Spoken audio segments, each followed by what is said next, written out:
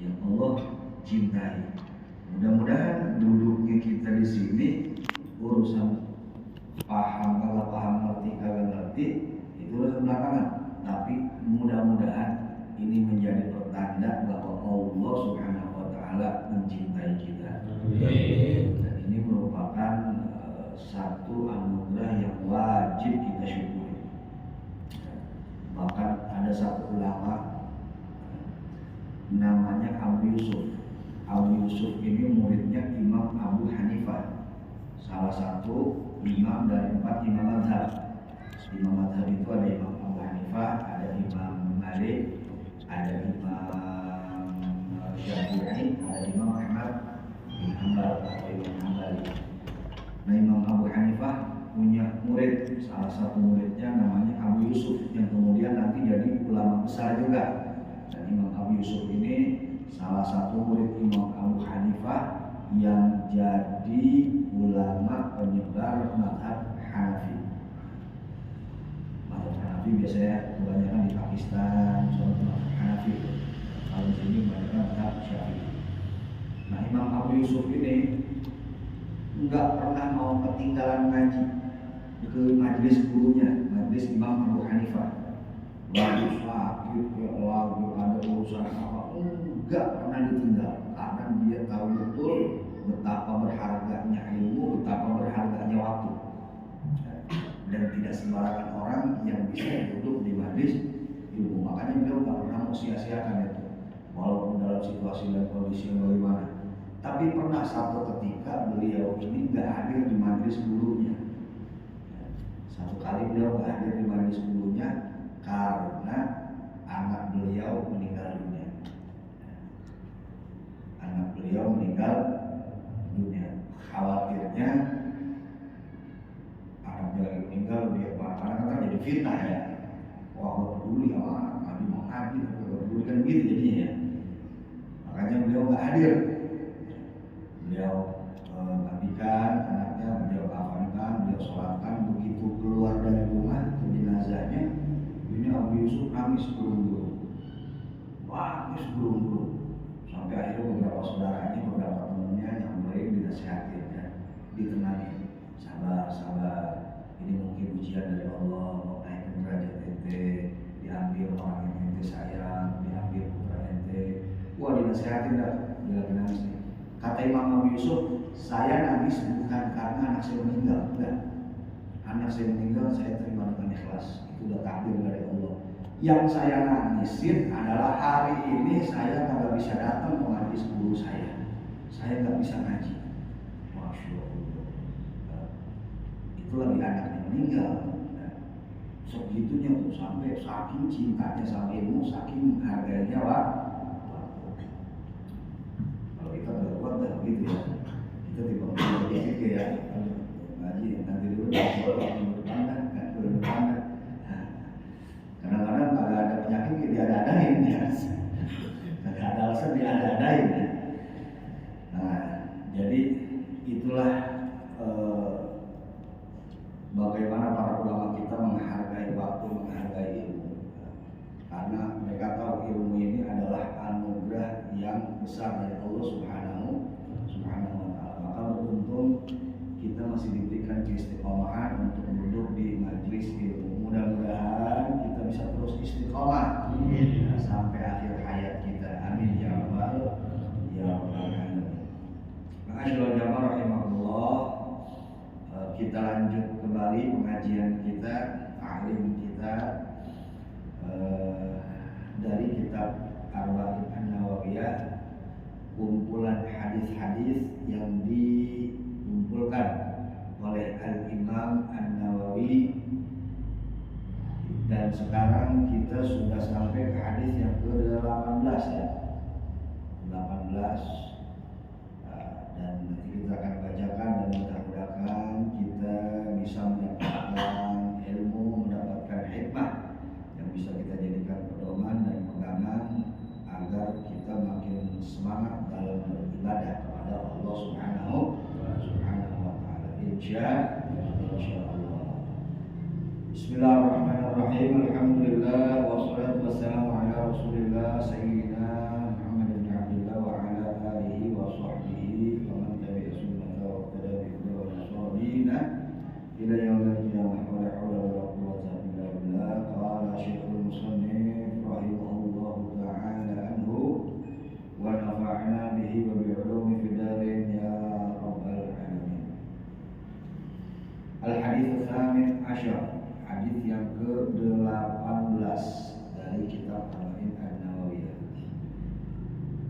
Abi Dzar Jundub bin Junadah wa Abi Abdurrahman Mu'adz bin Jabal radhiyallahu anhuma an Rasulillah sallallahu alaihi wasallam qala ittaqillaha haitsu ma kunta watbi'is sayyi'atal hasanata tamhuha wa khaliqin nas bi khuluqin hasanin.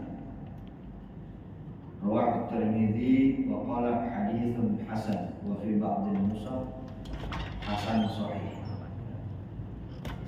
Hadis yang ke-18 dari kitab Arba'in An-Nawawiyah. Kenapa Imam Nawawi mengumpulkan hadis, menyusun kitab hadis? Sebab ada satu hadis disampaikan oleh Rasulullah sallallahu alaihi wasallam, man hafidha ala ummati arba'in hadisan min amri diniha ba'athallahu ta'ala yawmal qiyamah fi sumratil fuqaha wal ulama. Siapa orang yang menghafal 40 hadis, kata Nabi sallallahu alaihi wasallam, 40 aja. Sebanyak-banyak 40 kata Nabi sallallahu alaihi wasallam yang berkaitan dengan urusan agamanya, maka nanti ketika dibangkitkan oleh Allah, dia akan dibangkitkan oleh Allah bersama kumpulan para ulama ahli fikih, para ulama ahli ilmu. Jadi mereka akan dibangkitkan di zumratil fuqaha wal ulama, akan dibangkitkan di barisan para fuqaha, ahli fikih dan ahli ilmu, para ulama. Memang keuntungannya apa, Beb? Kalau misalkan kita dibangkitkan di dalam kelompok ulama, ulama itu bisa kasih syafaat kepada keluarganya. Ulama bisa kasih syafaat kepada keluarganya. Misalkan kita ulama, kita diperkenan oleh Allah Subhanahu wa taala untuk masuk surga, kita bisa tuh bawa anggota keluarga kita. Ya Rabb, saya pengen orang tua saya masuk. Ya Allah, saya pengen ibu saya, bapak saya masuk surga ikut saya. Karena berkat beliau lah, berkat didikan beliau lah saya bisa menjadi seperti ini. Ya Allah, saya mau bawa guru saya. Karena berkat bimbingan guru saya seperti ini. Ya Allah, saya mau bawa saudara-saudara saya. Karena dukungan saudara saya lah saya seperti ini. Ya Allah, saya mau bawa murid-murid saya. Ya Allah, bulan. Karena beliau ini selalu setia menemani saya, mendukung saya dalam berdakwah. Beliau selalu membantu saya. Beliau selalu khidmat kepada saya. Maka saya ingin bawa dia.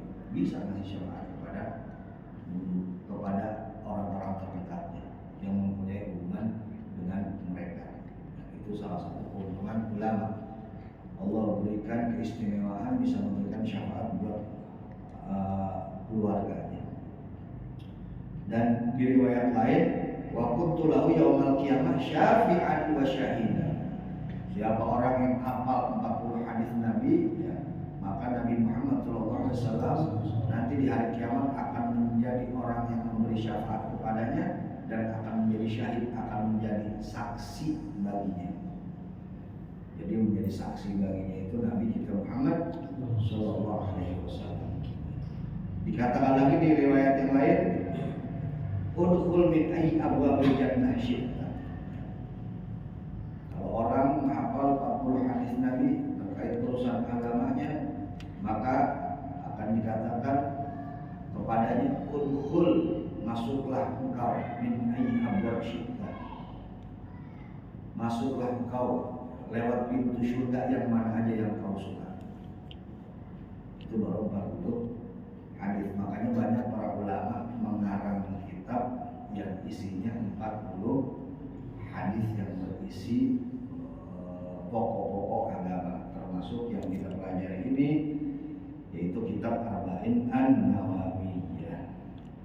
Hadis yang ke-18 dari kitab Arba'in An-Nawawi. bersumber dari salah seorang sahabat Nabi, Abu Dzar Al-Ghifari, yang nama aslinya adalah Jundub bin Junadah, dan juga sahabat Nabi Mu'adz bin Jabal yang punya kunyah Abu Abdurrahman. Jadi ini hadis diriwayatkan oleh dua orang sahabat Nabi. Yang pertama Abu Dzar Al-Ghifari, yang kedua Mu'adz bin Jabal. Ini Abu Dzar Al-Ghifari dari suku Ghifar. Suku Ghifar itu terkenal sebagai suku tukang begal. Kalau sekarang tukang begal, itu satu kampung perampok semua. Satu kampung perampok semua. Itu Bani Ghifar tinggal antara Mekah dan Madinah. Jadi kalau ada orang-orang yang mau berangkat ke Syam, ke jalan, mau berdagang, itu melewati perkampungan Ghifar, dan perkampungan paling angker dah, paling brong dah tuh ya. Itu tukang begal semua sekampung. Subhanallah, beliau ini dapat hidayahnya awalnya. Beliau ini dulu sama seperti kaumnya nyembah berhala. Begitu lagi ngasih sesajen ke berhalanya, ke Tuhannya tuh ya, ngasih makanan ke Tuhannya, dengan tujuan dia minta perlindungan dari musuh-musuhnya.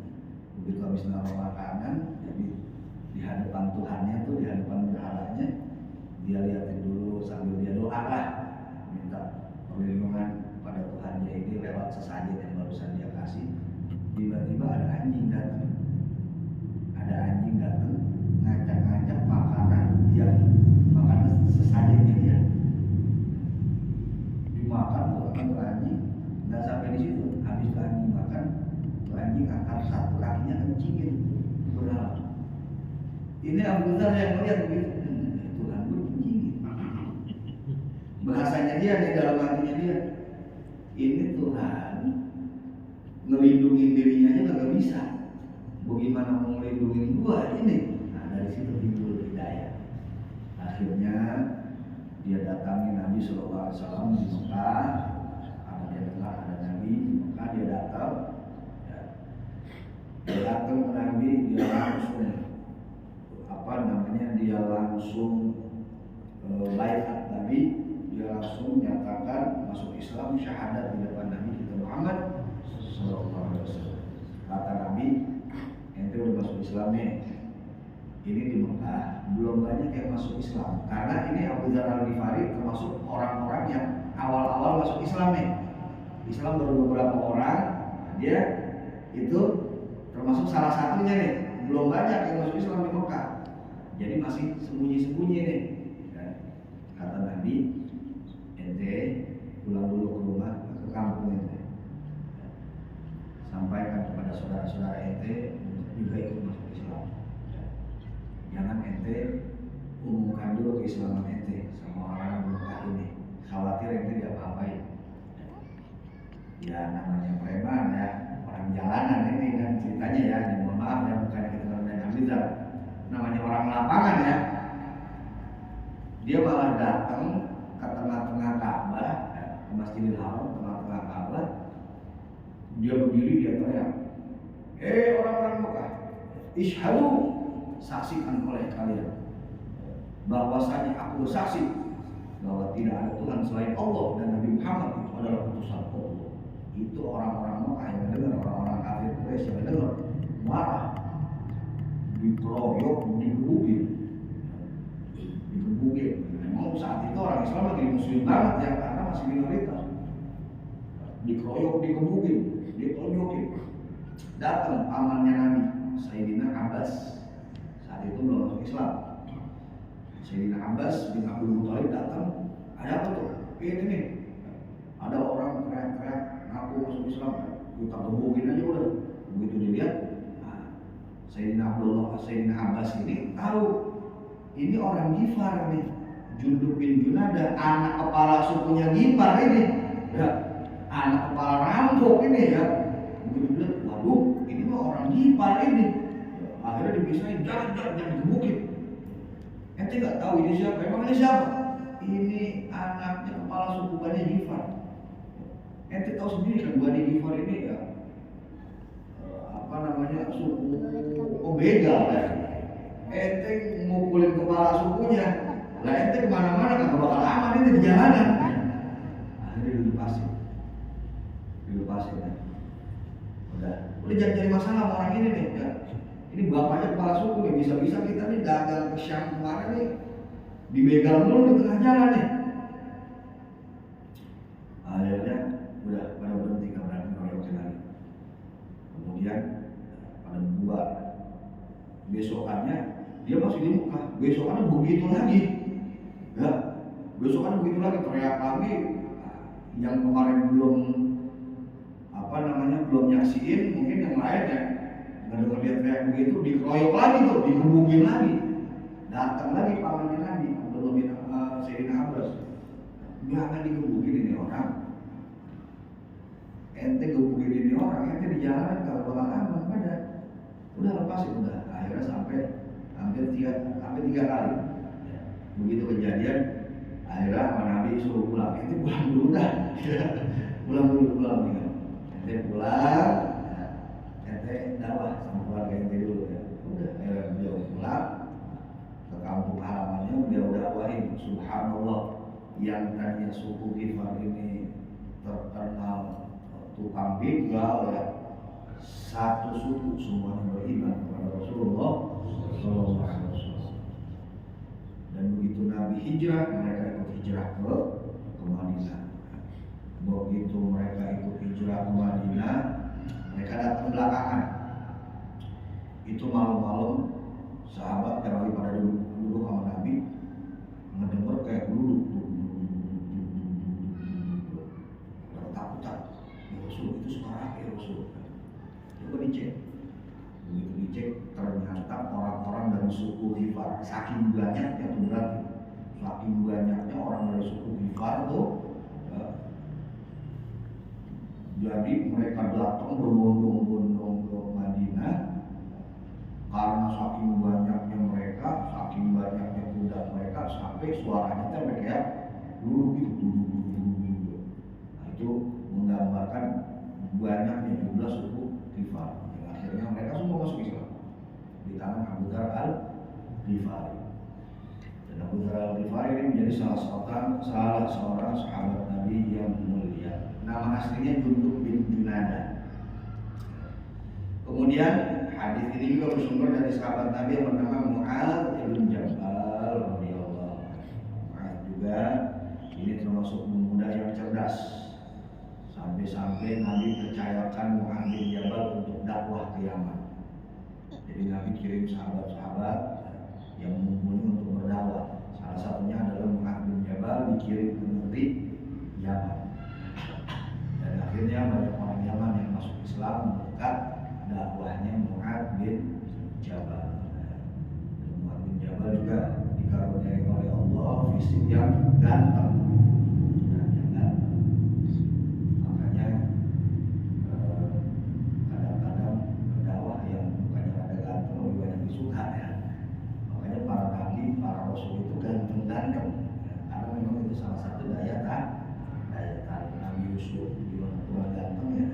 Tapi itu bukan berarti menjadi patokan mutlak, enggak ya, siapapun bisa berdakwah. Keduanya tentunya mendapatkan hadis ini dari Rasulullah Sallallahu Alaihi Wasallam, bahwasanya Rasulullah Sallallahu Alaihi Wasallam bersabda, ittaqillaha haitsu ma kunta, bertakwalah kamu kepada Allah haitsu ma kunta, dimanapun kamu berada. Hadis ini merupakan wasiat dari Rasulullah SAW untuk kita bertakwa kepada Allah dimanapun kita berada. Apa yang dimaksud takwa? Takwa itu adalah apa? Takut istri tua.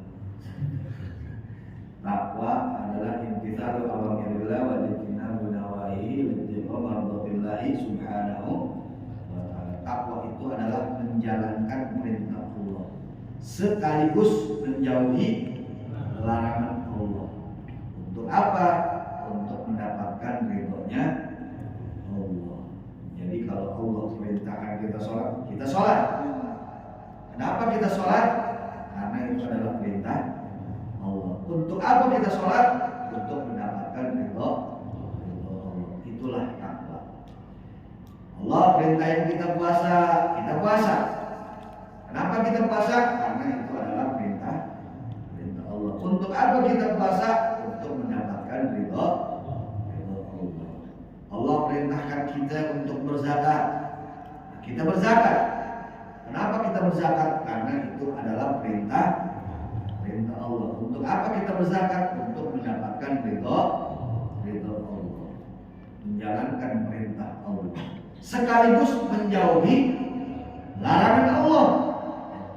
Allah perintahkan kita untuk menjauhi khamar, untuk menjauhi minuman keras. Kita tinggalin tuh minuman keras. Kenapa? Karena itu dilarang oleh Allah. Supaya apa? Supaya kita dapat ridho Allah. Allah Subhanahu wa taala melarang kita untuk berjudi, kita tinggalkan judi. Kenapa kita tinggalkan judi? Karena itu adalah larangan Allah. Untuk apa kita tinggalkan judi? Agar kita mendapatkan perintah Allah. Allah Subhanahu wa taala melarang kita untuk mendekati zina. Kita jauhi itu perbuatan. Kenapa? Karena itu adalah larangan Allah. Untuk apa kita mengerjakan itu? Agar mendapatkan perintah Allah. Jadi nggak cukup mengerjakan perintah aja, tapi mengerjakan perintah sekaligus menjauhi larangan Allah. Ada orang yang perintah Allah dia kerjain, sholat dia sholat, puasa dia puasa, ibadah dia ibadah, tapi maksiat jalan terus. STMJ istilahnya, sholat terus maksiat jalan. Apakah itu orang bertakwa? Nah, itu takwanya belum sempurna. Dia baru ngerjain perintah Allah, belum menjauhi larangan Allah. Takwa itu ngerjain perintah Allah sekaligus menjauhi larangan Allah.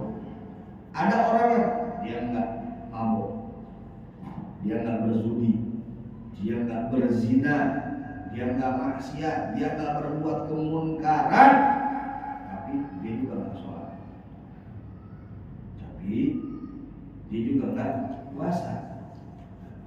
Apakah itu bertakwa? Enggak. Enggak. Kenapa? Karena dia cuma tidak mengerjakan larangan Allah, tapi dia nggak mengerjakan perintah Allah. Jadi kayak ada orang yang gua mah nggak sholat, yang penting nggak pernah merugiin orang. Gua nggak sholat, tapi yang penting gua nggak pernah merugiin orang, nggak pernah caci maki orang, nggak pernah nyakitin orang, nggak pernah ngolikin orang.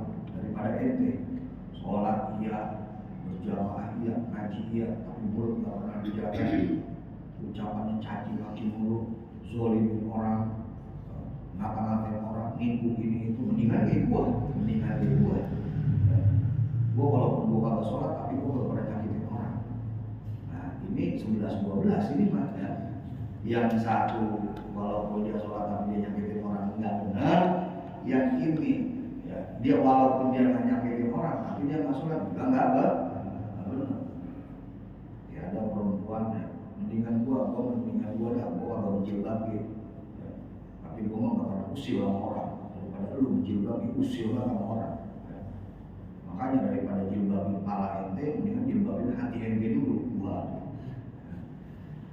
Nah ini pemikiran yang kebalik. Padahal kan dalam hadis yang lain Nabi SAW sampaikan, ala inna fil jasad mudghatan, idza salahat salahal jasad kullu, wa idza fasadat fasadal jasad kullu. Dalam tubuh kita ini ada satu organ yang kalau organ ini baik di seluruh jasad. Ya. Kalau misalkan organ ini rusak ini seluruh jasad. Apa organ tersebut? Organ tersebut adalah hati. Gua menjilbabin hati dulu daripada jilbabin kepala.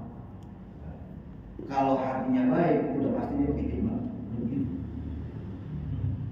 Orang yang berjilbab belum tentu memang hatinya baik, tapi kalau hatinya dia baik, udah pasti dia berjilbab. Jangan dibalik. Jangan dibalik, ya jasad dulu baru hati. Hati dulu, hatinya benar, udah pasti ucapannya benar. Perbuatannya benar, sikapnya benar, tingkah lakunya benar. Bukan sebaliknya. Sebab ini jasad mah bisa dimanipulasi. Hatinya punya niat jahat, tapi dia masih bisa berbuat baik sama orang. Jadi hati dulu. Jadi ma'asyiral jamaah rahimahumullah, bertakwa ada apa? Menjalankan perintah Allah dan sekaligus menjauhi larangan Allah. Jadi belum dikatakan bertakwa kalau dia cuma menjalankan perintah doang tapi tidak menjauhi larangan. Tapi memang yang paling berat itu menjauhi larangan. Ya. Kata Imam Ghazali, di dalam agama kita ini terbagi dalam dua bagian. Yang pertama menjalankan perintah, yang kedua menjauhi larangan. Jadi semuanya ini aturan dalam agama cuma dua. Yang pertama menjalankan perintah, yang kedua menjauhi. Yang pertama siapapun bisa, karena lebih mudah. Sholat lebih gampang, orang diajak sholatnya. Menjalankan perintah itu lebih mudah daripada menjauhi larangan. Orang diajakin sholat, nggak ada tuh, sedikit dah yang marah. Tapi orang dicegah untuk berbuat maksiat, lebih besar marahnya. Jadi lebih berat untuk menjauhi larangan, lebih berat.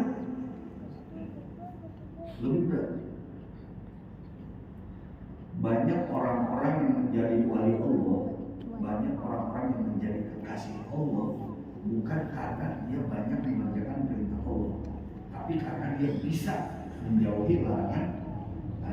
Sholatnya biasa-biasa aja, puasanya biasa-biasa aja, sedekahnya biasa-biasa aja, tapi dia jaga dirinya untuk tidak melakukan kemaksiatan. Itu bisa jadi kekasih Allah. Karena menjauh kemaksiatan itu lebih berat daripada mengerjakan perintah. Makanya nggak aneh banyak orang yang sholat mah sholat, ibadah mah ibadah, tapi masih juga berbuat kemaksiatan. Tapi masih juga berbuat kemaksiatan. Apa memang meninggalkan kemaksiatan itu sulit, berat tantangannya, apalagi zaman sekarang, masya Allah, lebih berat tantangannya. Kita hidup di zaman sekarang ini lebih berat tantangannya, fitnahnya lebih dahsyat. Makanya makin akhir zamannya makin berat fitnahnya. Zaman dulu sama zaman sekarang fitnahnya lebih berat zaman sekarang. Zaman anak cucu kita nanti lebih berat lagi mereka. Pokoknya makin akhir zaman makin berat fitnahnya. Jadi sampai bingung mana yang benar mana yang salah.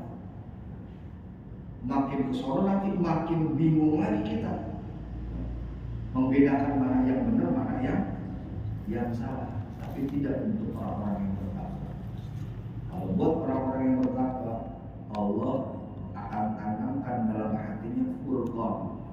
Apa itu furqan? Furqan itu sifat yang Allah berikan kepada orang-orang yang bertakwa, sehingga dia dengan mudah membedakan mana yang benar, mana yang salah. Itu Allah kasih kelebihan bagi orang yang bertakwa. Salah satu keuntungan bagi orang yang bertakwa itu Allah tanamkan kepada hatinya furqan. Furqan ini satu sifat yang Allah tanamkan kepada orang yang bertakwa, sehingga dengan sifat itu dia akan mudah untuk membedakan mana yang benar mana yang salah. Zaman sekarang agak sulit Pak bedain mana yang benar mana yang salah. Dukun sama kiai sekarang sama-sama pakai sorban. Ya, dukun sama kiai sama-sama pakai sorban, sama-sama megang tasbih. sama-sama pakai ayat Al-Quran, sama-sama pakai tulisan Arab. Kadang-kadang si dukunnya kelihatannya lebih taksi, lebih sakti lebih daripada kiainya. Nah, orang lebih percaya sama dukunnya. Wah, ini zaman kita nih, bagaimana nanti zamannya anak cucu kita.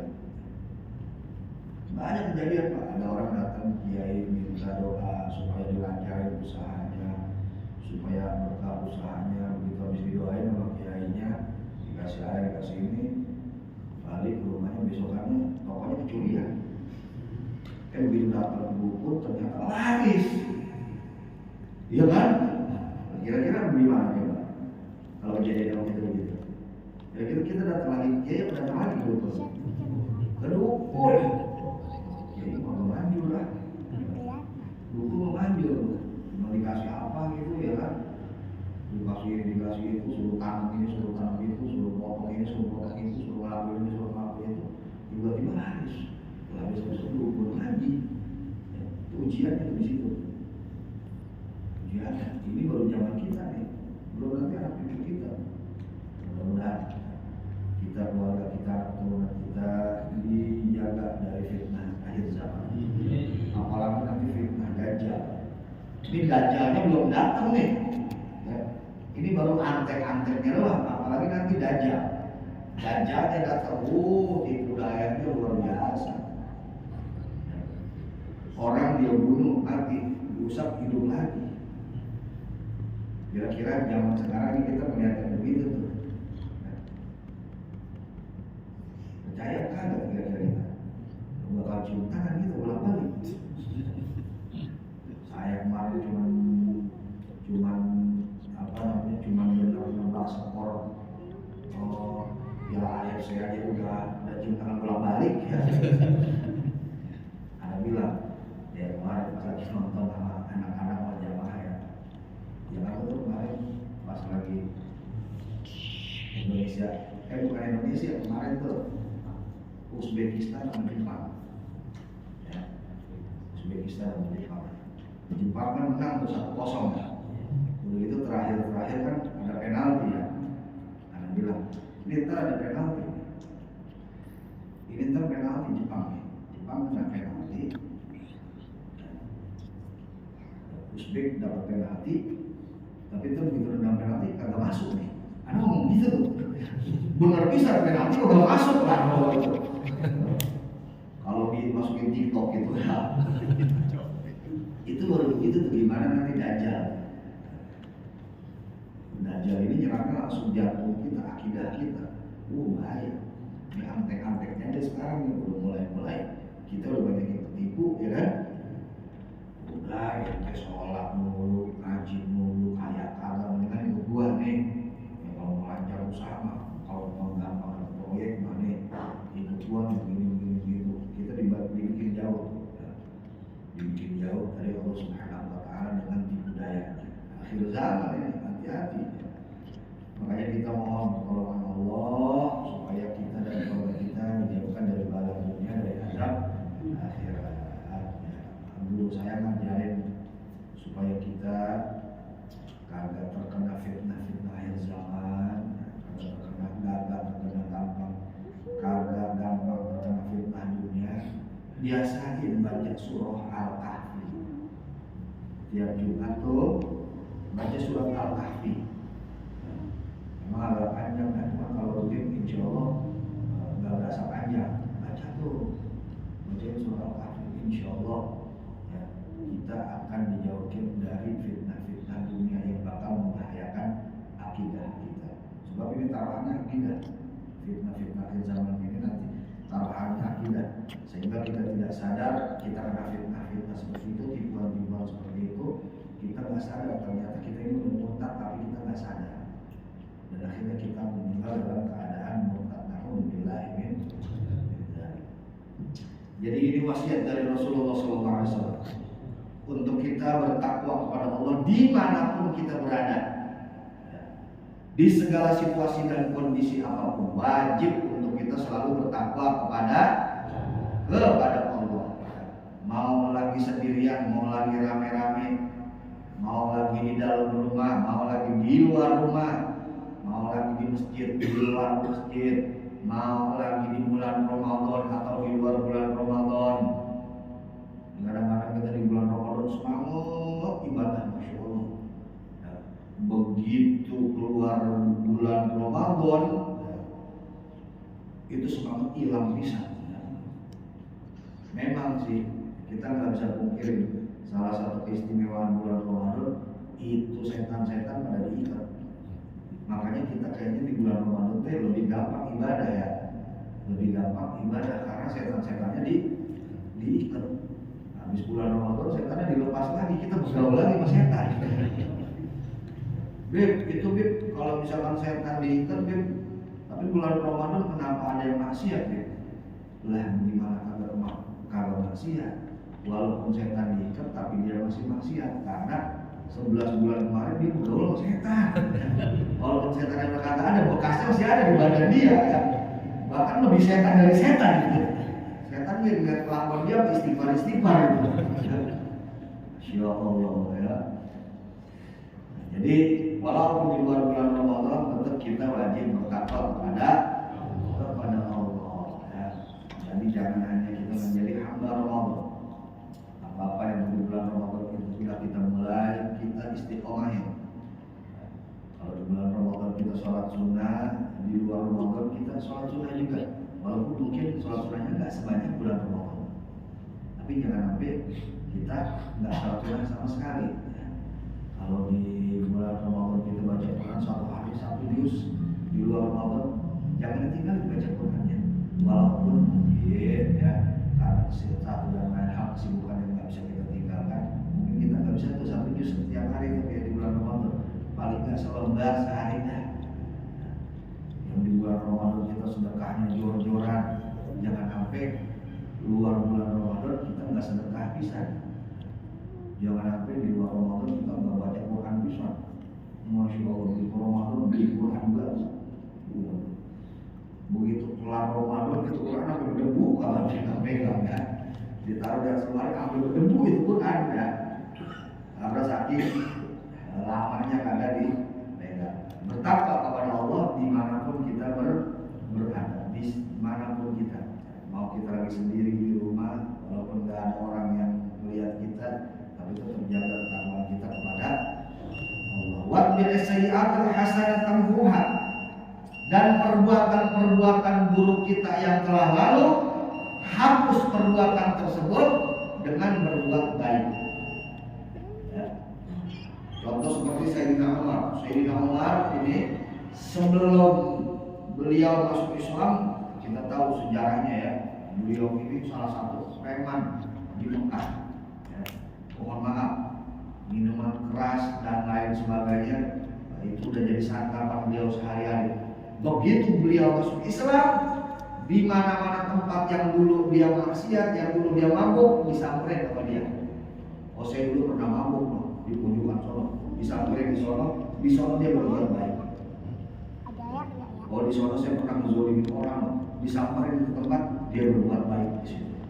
Nah, jadi di mana-mana kita pernah berbuat buruk, kita hapus itu perbuatan buruk kita dengan kita berbuat baik. Oh dulu saya pernah menzolimin nih tetangga saya nih ya. Sekarang kita hapus, kita berbuat baik sama dia. Oh dulu saya nih di pos ronda nih sering ngomongin si Anu nih, sering gibahin dia nih. Sekarang di pos ronda itu ente usahain, ente baik-baikin dia, ngomongin baik-baik tentang dia. Si Fulan Masya Allah, si Fulan Masya Allah ya. Lah tumben ente, dulu mah ente ngomongin jelek dulu tentang dia. Dia itu duluan belum kenal sama dia. Ternyata dia orangnya baik, Masya Allah. Anda gak nyangka, Anda salah. Makanya Anda sekarang baru tahu ternyata dia baik. Makanya ceritain kebaikan-kebaikan. Jadi perbuatan-perbuatan di mana tuh kita? Oh dulu di kampung saya, Beb. Saya dulu di kampung, Beb. Orang kenalnya, oh saya berandalan, Beb. Setiap kita pulang kampung kita berbuat baik. Kita hapus tuh, ya, memori-memori perbuatan jelek kita yang ada di memori orang kampung dengan perbuatan baik. Wa khaliqin nas bi khuluqin hasanin, dan berakhlaklah kepada manusia bihulukin hasanin, dengan akhlak yang baik. Sebab Nabi kita sallallahu alaihi wasallam diutus oleh Allah Subhanahu wa taala untuk menyempurnakan akhlak. Maka ini juga menjadi wasiat Nabi untuk kita selalu berakhlak baik kepada manusia. Walaupun itu orang bukan orang muslim, tetap kita harus berakhlak baik, apalagi dengan sesama muslim. Dengan yang orang muslim aja kita dituntut untuk berakhlak baik. Kita boleh bermuamalah, jual beli dengan mereka, tapi jangan mentang-mentang dia orang kafir ini nggak apa-apa, kita tipu-tipu dikit mah, bukan orang Islam ini, nggak boleh.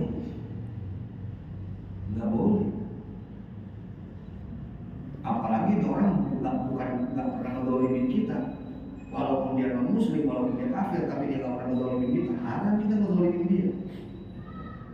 Biarin orang kafir ini nggak apa-apa dah. Tentang kita kalau usah bayar, jihad ini jihad kita, bukan jihad ya, tetap lu dosa ya. Bahkan kita diajarkan oleh Nabi Sallallahu Alaihi Wasallam untuk tidak boleh menghina agama orang lain. Bahkan Allah nyatakan la tasubul ladzina yad'una min dunillah. Dalam Al-Qur'an Allah Subhanahu wa taala berfirman, la tasubul ladzina yad'una min dunillah. Jangan kalian mencaci maki sesembahan yang disembah oleh orang-orang yang menyembah selain Allah. Nggak boleh itu kita. Makanya mohon maaf, di YouTube saya suka mendapatkan itu ada ustaz mu'alaf, ustaz mantan pendeta, kan ada di banyak ya, ustaz mantan misionaris, isunya menjelek-jelekin agama dia yang dulu. Nggak boleh, itu haram itu. Saya nggak seneng itu. Nggak seneng, nggak boleh itu gitu. Bukan ajaran Islam itu. Kalau ente sekarang masuk Islam, nggak usah ngejelekin agamanya yang lalu, nggak usah. Kecuali kalau misalkan memang forum debat ilmiah, beda nih konteksnya. Ini di hukum dia ceramah menjelek-jelekan Islam, nggak boleh, haram hukumnya. Umat Islam menjelek-jelekan agama orang lain, haram hukumnya, bukan ajaran Islam. Memang saya paling nggak senang tuh melihat ustaz-ustaz yang ceramahnya nyerang-nyerang agama lain, nggak senang. Bahkan mohon maaf, saya ini termasuk salah satu muridnya Habib Rizik Syihab. Saya dulu pernah sekolah di Jamiah Akhir, beliau kepala sekolahnya.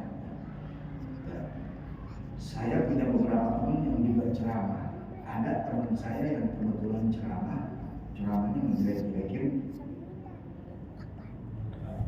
ini dah jadi agama lain, mohon maaf, kayak contoh mau apa itu orang cuma pakai kolor disembah-sembah ya kan, kedengeran sama kuping Habib Rizik, ditegur itu teman saya, nggak begini caranya, ini bukan cara dakwahnya Nabi.